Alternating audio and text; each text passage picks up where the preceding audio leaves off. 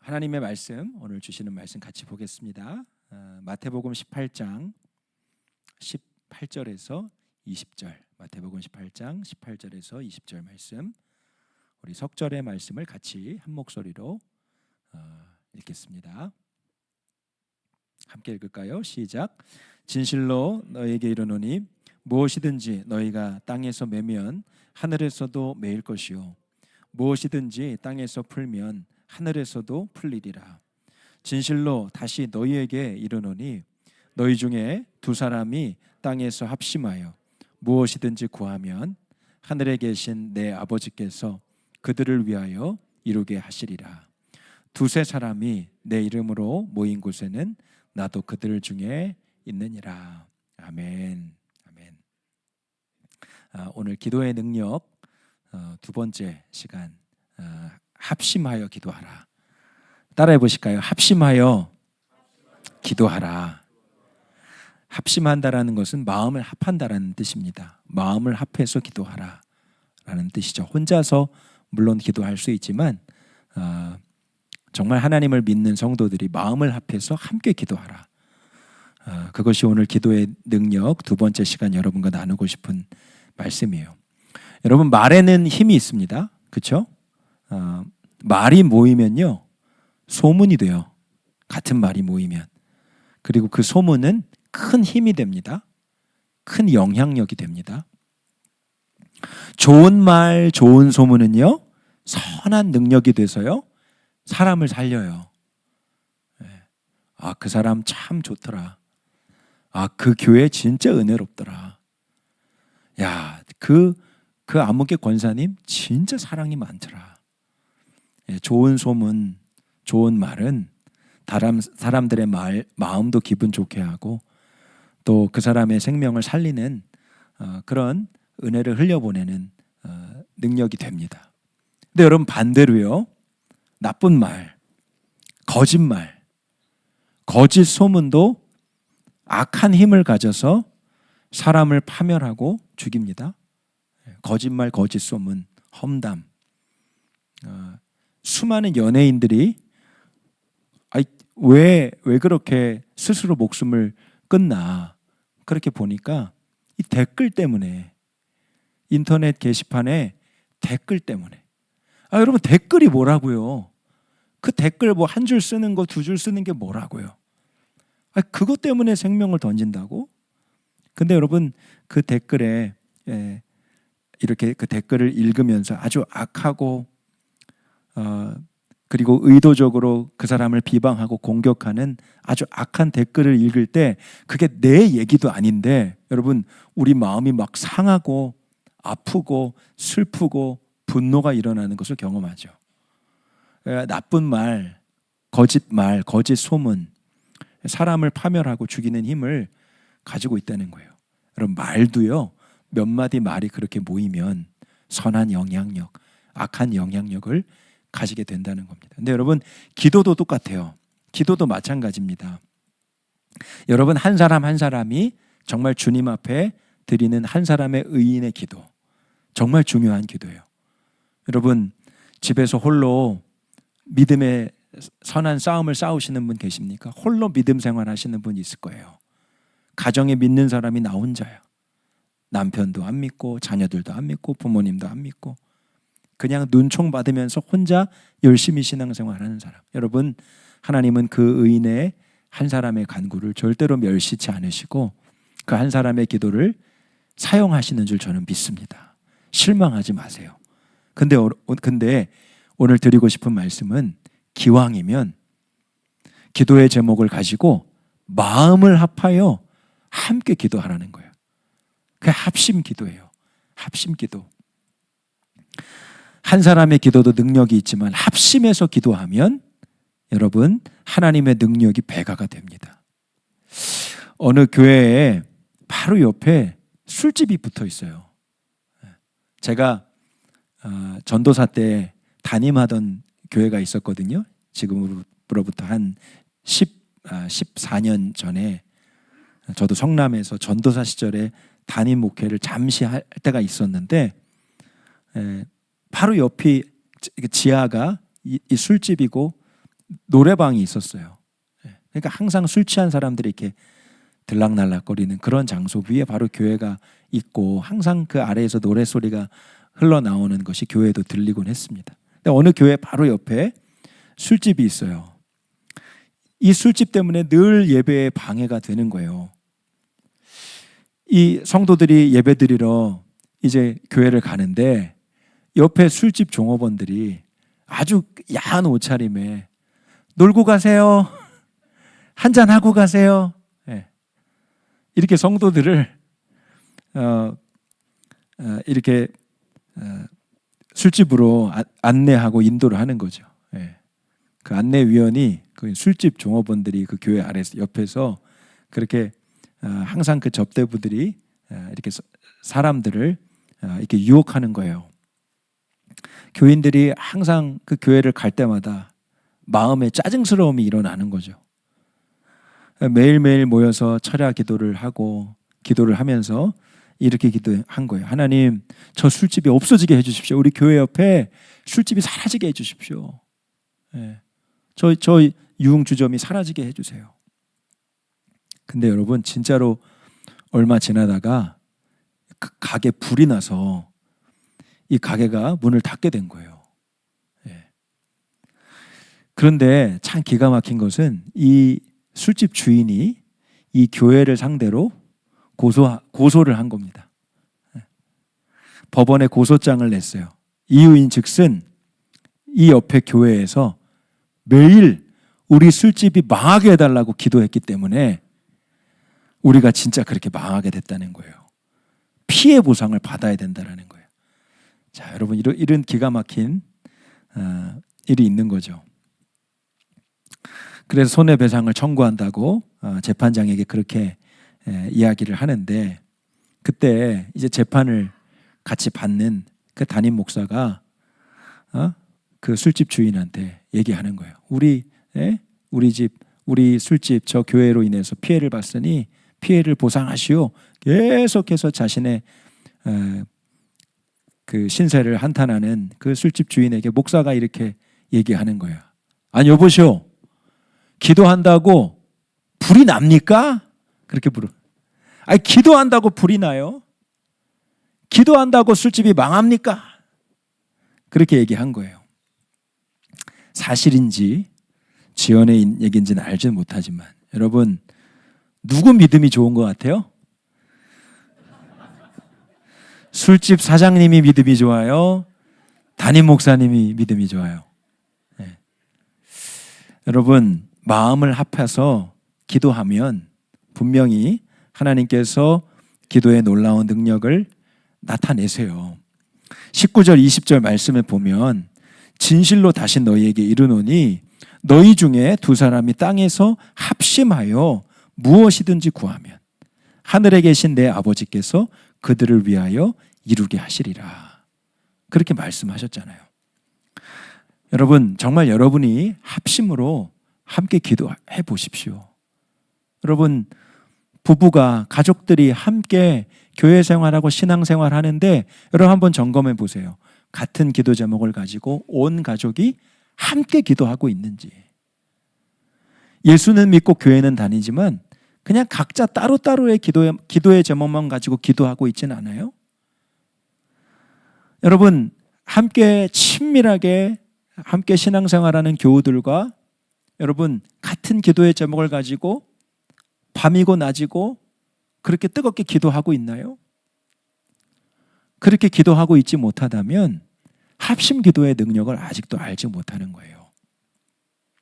합심으로 기도할 때 여러분 정말 하나님의 놀라운 역사가 나타나는 거죠. 치유의 역사, 문제가 해결되는 역사, 마음의 심령의 모든 답답함이 풀어지고 또 묶임이 풀어지는 그런 역사가 합심하여 기도하는 기도 가운데 나타나게 되는 겁니다. 그러므로 여러분 함께 합심하여 같은 기도의 제목을 가지고 기도할 수 있는 기도의 짝이 있다는 것은 너무나 중요한 일이에요. 기도의 짝을 만드셔야 돼요.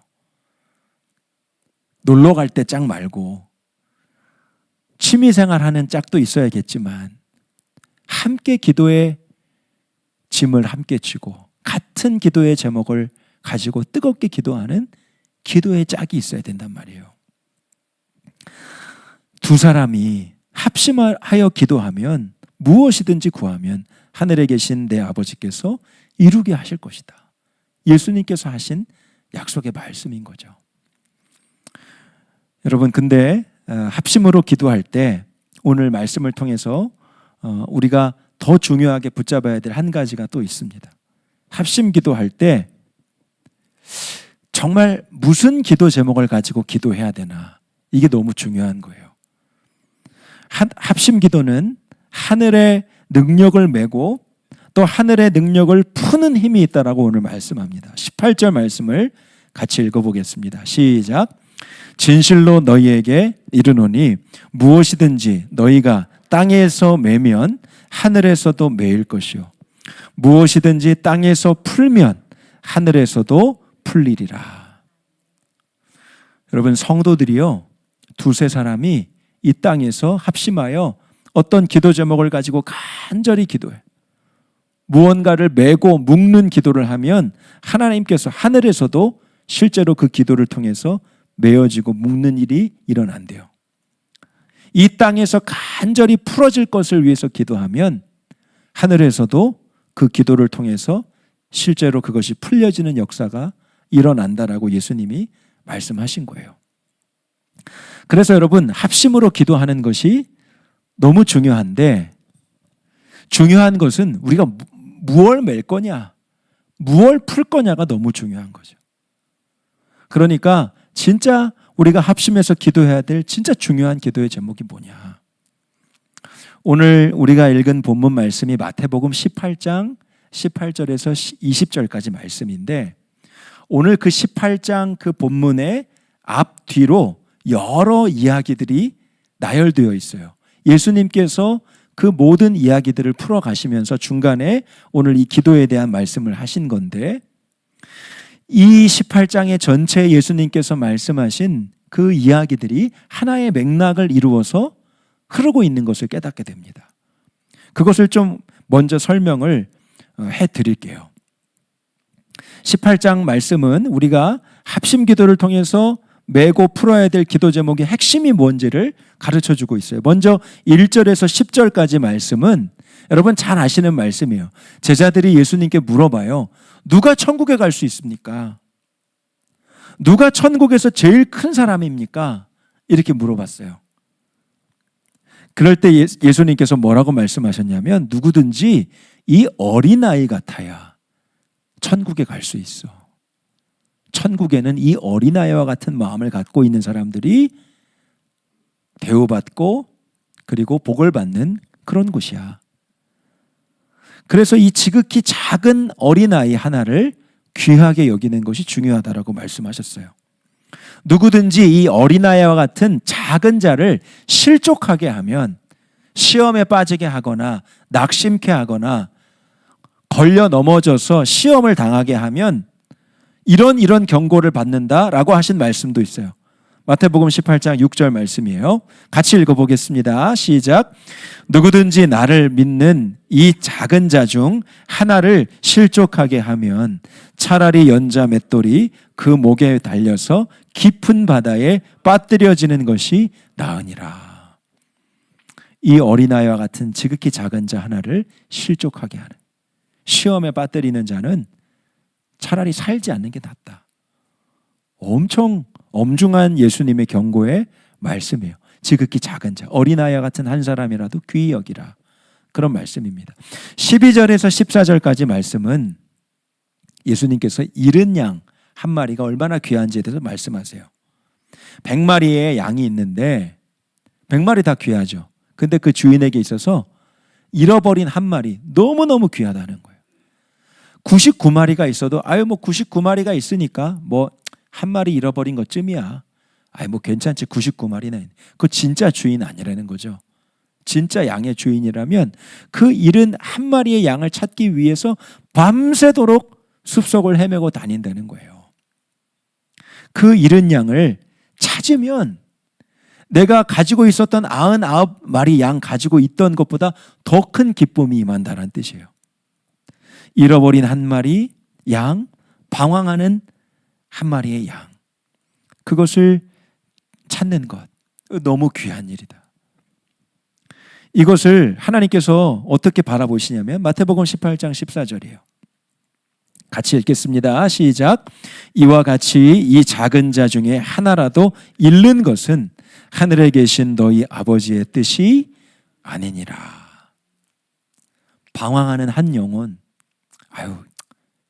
걔는 어쩔 수 없어. 소망이 없어. 희망이 없어. 그냥 저렇게 살다 죽어야 돼. 그 하나님의 뜻이 아니라는 거예요. 그 하나님의 마음이 아니라는 거예요. 잃어버린 영 한 마리, 잃어버린 한 영혼, 하나님은 오늘 그 영혼에게 관심이 있다는 거예요. 구원받아 하나님의 자녀가 된 하나님의 백성들도 주님이 너무나 기뻐하시지만 방황하고 잃어버려진 그 한 영혼, 하나님은 그 영혼을 계속 주목하고 바라보고 계시다는 거예요. 그거 방치하고 버려두고 소망을 버리는 것, 하나님의 마음을 저버리는 일이라는 거예요. 자, 또 이어지는 말이 15절에서 17절까지 말씀인데, 같이 신앙생활 하다가 어떤 한 성도가 범죄했다, 어떤 큰 죄에 빠졌다, 꼭 그 영혼을 구원하기에 힘써야 된다는 겁니다. 누군가가 범죄했다면 그 동료가 가서 그를 권면해라. 그렇게 살면 안 되지. 왜 그런 죄를 지었어? 그 회개해야지. 집사님, 그거 왜 그랬어요? 그거 그렇게 하면 안 되지. 하나님 그거 안 기뻐하시는 거잖아. 권면하고 또 위로하고 또 그 사람을 잘 북돋워 주기도 하고 책망하기도 하고. 근데 한 사람이 찾아갔을 때 말을 안 들으면 두 사람이 가라. 두 사람이 또 가서 두 사람이 합심해서 그 영혼을 권면해라. 근데 만약에 두 사람이 갔는데도 말을 안 들어, 그러면 교회에 이야기하라 그랬어요. 교회 지도자와 또 교회 전체에게 이 일을 알리라는 거예요. 여러분, 교회 전체가 어떤 한 성도가 범죄한 사실을 다 알게 됐다고 생각해 보세요. 얼마나 민망한 일이에요. 오히려 그 영혼이 더 민망해져서 못 나올 수도 있겠죠. 근데 예수님의 이 말씀의 핵심은 뭐예요?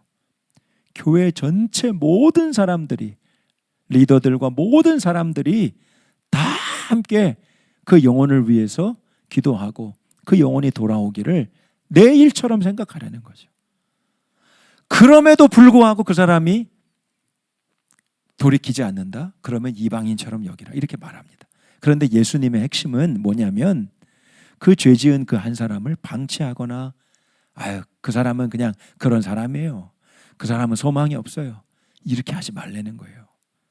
끝까지 그 영혼이 돌이킬 수 있도록 교회가 합심하여 그 영혼을 구원하라 하신 것이 15절에서 17절 말씀이에요.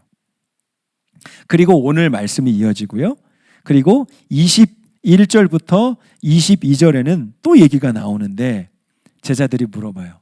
예수님, 형제가 나에게 큰 잘못을 저질러서 그걸 깨닫고 나에게 용서를 구할 때 몇 번이나 용서해 줘야 돼요? 이렇게 묻는 장면이 나옵니다. 그때 예수님이 아주 유명한 말씀을 하시잖아요. 같이 읽어볼게요. 18장, 마태복음 18장 22절입니다. 시작.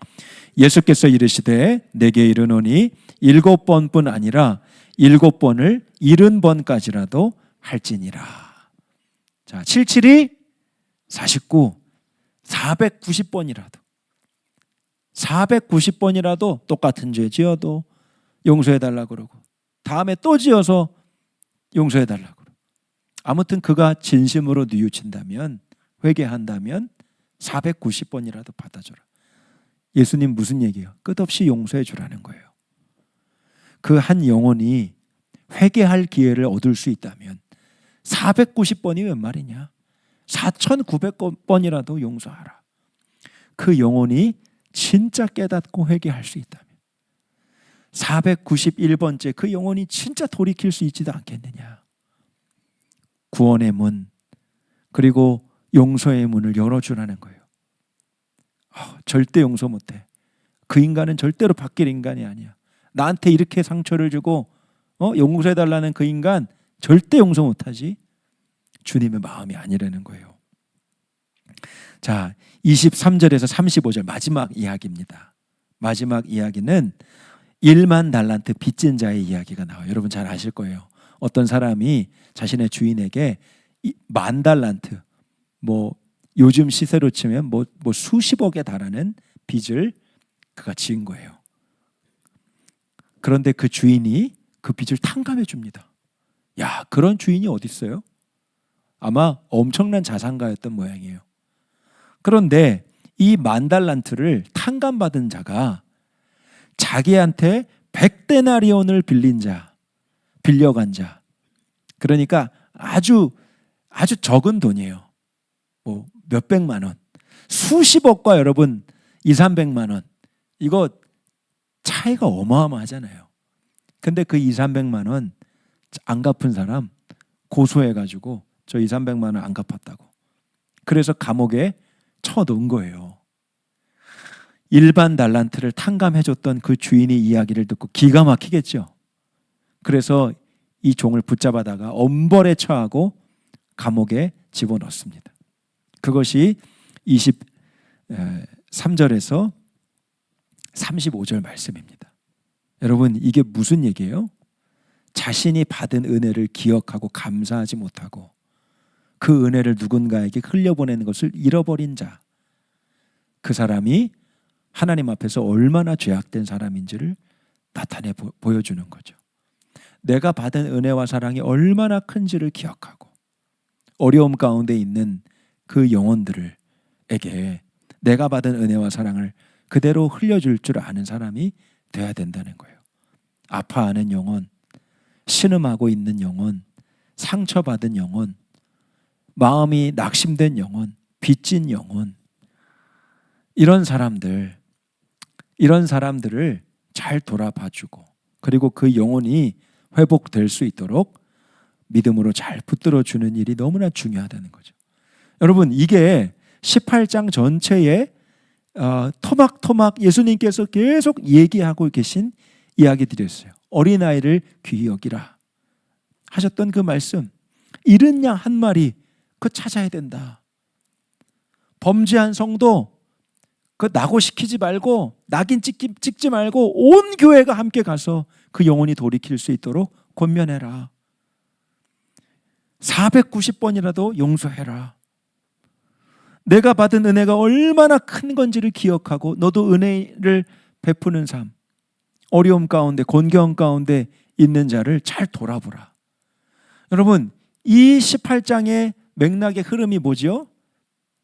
영혼을 구원하라는 거예요. 방황하는 영혼, 잃어버린 영혼을 포기하지 말고 구원하라는 거예요. 이게 18장 전체의 내용이에요. 그 사이에 지금 뭐가 있어요? 두세 사람이 합심으로 내 이름으로 기도하면 하늘에서 메고 하늘에서 풀고 하나님께서 그 응답을 주시리라. 여러분, 두세 사람이 합심으로 기도해야 될 가장 중요한 기도 제목이 뭐예요? 영혼을 구원하는 거예요. 잃어버린 영혼을 구원하는 거, 방황하는 영혼을 구원하는 거, 아파하는 영혼을 구원하는 거, 눈이 가려져서 진짜 진리와 진짜 거짓이 뭔지를 분간하지 못하는 영혼을 불쌍히 여기며 구원하는 거, 나 같은 죄인 살리신 하나님의 은혜가 얼마나 큰지를 기억하고 죄 가운데 빠져 사는 영혼을 끊임없이 권면하고 구원에 이르도록 기도하는 거. 여러분, 그것이 두세 사람이 합심하여 기도해야 될 가장 중요한 기도 제목인 겁니다. 합심 기도의 핵심이 여러분 영혼 구원하는 곳에 있다는 것을 여러분 결코 잊지 마세요. 제가 우리들 교회 처음 왔을 때 여러 가지 기도 제목이 있었지만 요 위에 계신 우리 식당 사장님 큰 기도 제목이었던 거 제가 뭐 계속 얘기했잖아요. 뭐 이미 우리들 교회 성도님들은 이미 어려운 존재셨고 이 주차 갈등이 계속 일어나니까 하여튼 기존에 우리들 교회 성도들하고 부딪히지 않은 분이 없을 정도로 아주 참 굉장히 강성이시고 아주 성격도 급하시고 하여튼 굉장히 아주 다혈질인 그런 분이셨잖아요. 제가 처음 부임해서 떡 들고 인사하러 갔는데 와, 정말 인사도 안 받으시더라고요. 인사도 쳐다보지도 않고 얘기를 하시더라고요. 사람이 앞에 있는데 그래도 얼굴은 좀 쳐다봐야 될 거 아니에요. 한번 힐끔 쳐다보고 새로운 목사구나 그렇게 깨달은 것 같으시긴 한데 바로 그냥 뭐 버럭버럭 소리를 지르면서 그렇게 이야기를 하시더는 거예요. 교인들 주차 교육을 잘 시켜야지 이렇게 피해를 주면 어떡하냐고. 그것이 우리 식당 사장님과 저의 첫 만남이었습니다. 저는 목회고 보고 야, 이 식당이 가장 큰 기도 제목이구나. 저는 직감적으로 깨달았어요. 정말 그래서 여러분 하나님 앞에 진짜 기도가 되더라고요. 뭐 교회 부흥, 뭐 다음 세대 다 중요한 기도 제목인데 그 식당 사장님 기도 제목이 진짜 기도 제목이었어요. 여러분 제가 어떻게 기도했는지 아십니까? 두 가지였습니다. 하나님, 저 가게가 문을 닫든지, 저 가게가 문을 닫든지, 아니면 저 사장님이 우리 교회를 나와서 교인이 되든지. 두 가지 밖에는 방법이 없네요. 와, 근데 제 인간적인 마음으로는요, 사실 가게가 문을 닫기를 바라는 마음이 더 컸어요. 아우, 저기 식당 빨리 가게가 문을 닫아가지고 딴 데 좀 가시든지. 그래서 우리가 저 식당을 접수해가지고 우리 교인 저기 교회 저 장소로 좀 쓰면 좋겠다. 하나님, 저 사장님이 문을 닫든지 아니면 저 사장님이 우리 교인이 되게 해주시든지 그렇게 기도를 하나님 앞에 드렸어요. 근데 여러분, 주님이 제 기도 가운데 저한테 물으시더라고요. 그래, 그 둘 중에 너는 어떤 기도가 응답되기를 원하니? 그렇게 물으셨어요. 너 진짜 어떤 기도가 응답되기를 원해? 가만히 생각해 봤거든요.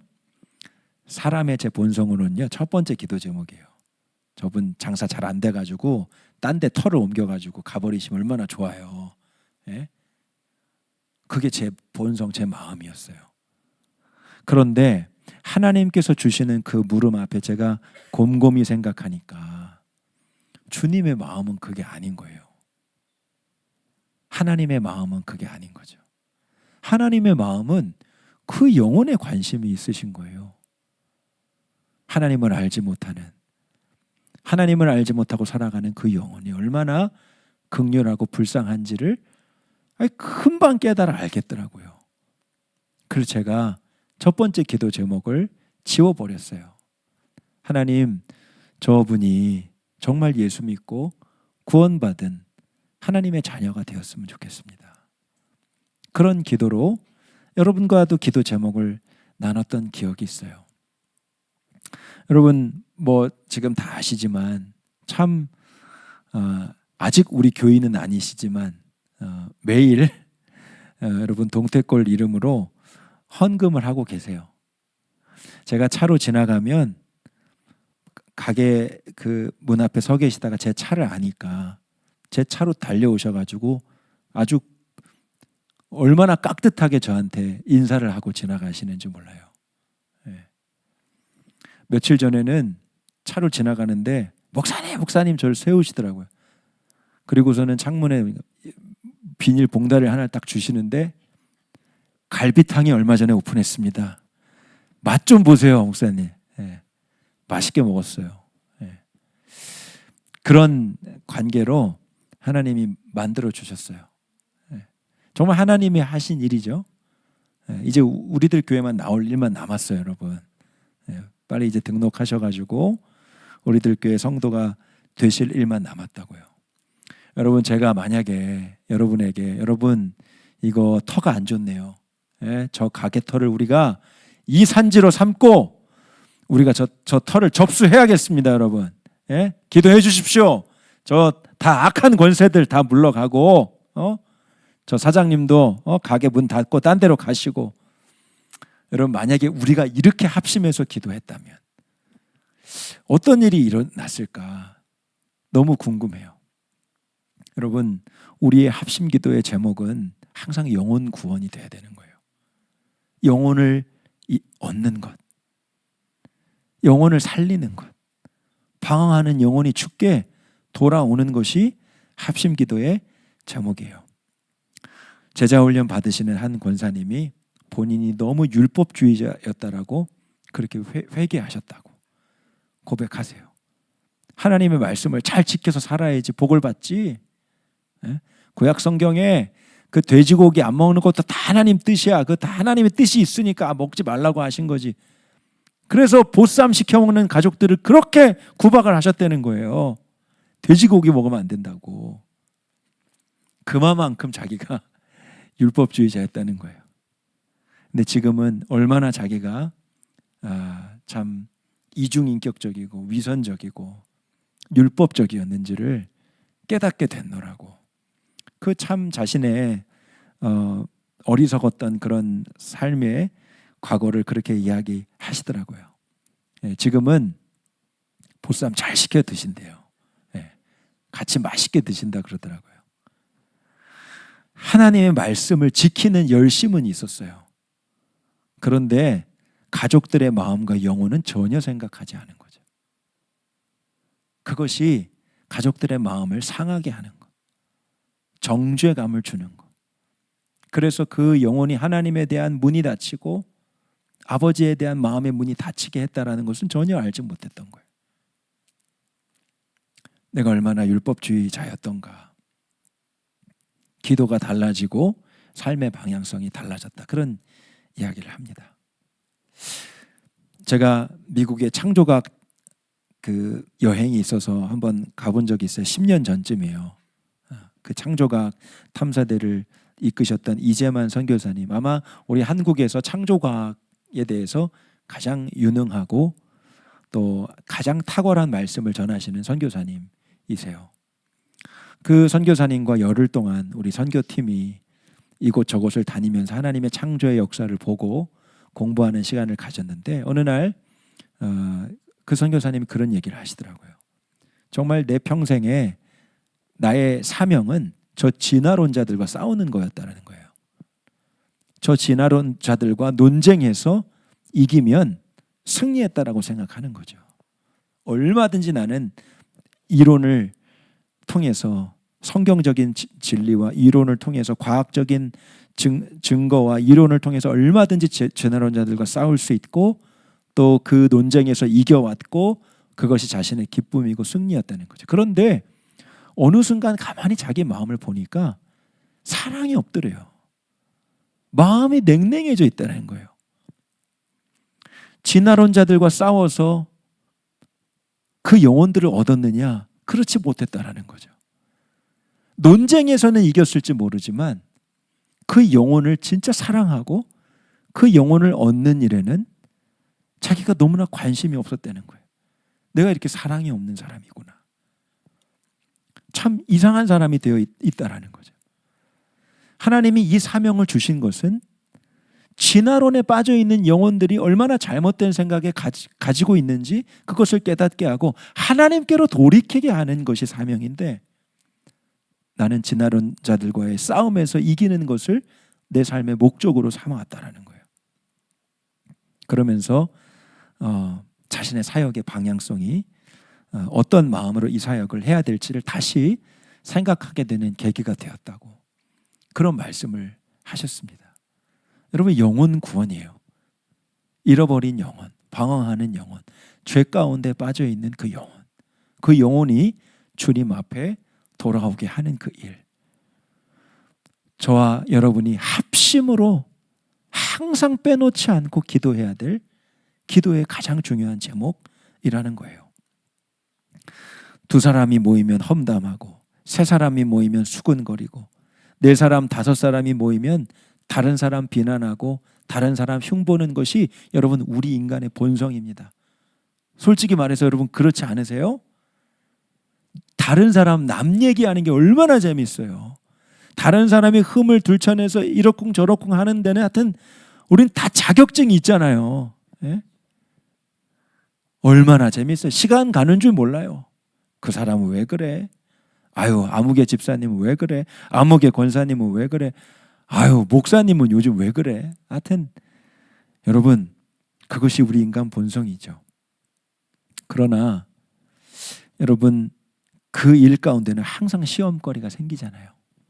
오늘 말씀을 통해서 우리가 합심해서 뭐 해야 되느냐? 기도해야 되는 거죠. 영혼이 구원되고 방황하는 영혼이 하나님 앞에 돌아올 수 있도록 여러분이 그 중심의 역할에 서실 수 있기를 바라요. 하여튼 우리 속해는 모이면 영혼 구원을 위해서 기도하고, 우리 가정은 어떻게 해서든지 영혼 구원을 위해서 함께 기도하고, 사랑하고 용서하고, 또 성령의 역사가 충만할 수 있도록 항상 우리는 모이면 기도한다. 영혼을 위해서 기도한다. 잃어버린 자들을 위해서 기도한다. 오늘 그 마음으로 정말 합심 기도의 능력으로 사는 여러분들이 되시기를 주의 이름으로 축복합니다. 여러분 한 분 한 분의 존재가 다 합심 기도의 열매들입니다. 여러분의 영혼을 위해서 구원을 위해서 기도했던 사람들이 있었어요. 여러분의 믿음의 선조, 믿음의 부모, 또 여러분에게 복음을 전해준 믿음의 사람들의 합심 기도가 있었습니다. 내년에도 우리가 새가족 전도 축제를 할 건데 여러분 제일 중요한 게 뭔지 아세요? 기도예요. 그 영혼을 위하여 기도하는 기도가 제일 중요한 첫 번째 작업이에요. 그 영혼의 심령의 문이 열리는 것, 합심으로 기도할 때 하나님이 그 일을 먼저 이루어 주시거든요. 오늘 여러분의 수많은 기도의 제목이 있을 거고 주님 앞에 나아가 엎드려 부르짖어 간구할 기도의 제목이 분명히 있을 것입니다. 그 기도도 물론 중요한 기도로 주 앞에 드려야겠지만 여러분 날마다 합심 기도의 은혜로 사시기를 축복합니다. 하나님께서 허락하시는 기도의 동지, 기도의 짝이 있기를 바랍니다. 딴 데 가서 찾지 마세요. 여러분의 가족을 가장 중요한 기도의 짝으로 삼으세요. 여러분 속해 공동체를 가장 중요한 기도의 짝으로 삼으세요. 여러분의 사역 공동체를 하나님 앞에 제일 먼저 기도하는 공동체로 만드세요. 내년에는 우리 사역, 또 우리 목양 사역, 우리 모든 사역 공동체가 기도하는 사역 공동체가 되기를 소망하는 마음을 주세요. 여러분 그 일에 함께 순종하고 날마다 합심 기도의 능력으로 승리하는 여러분 되기를 주의 이름으로 축복합니다.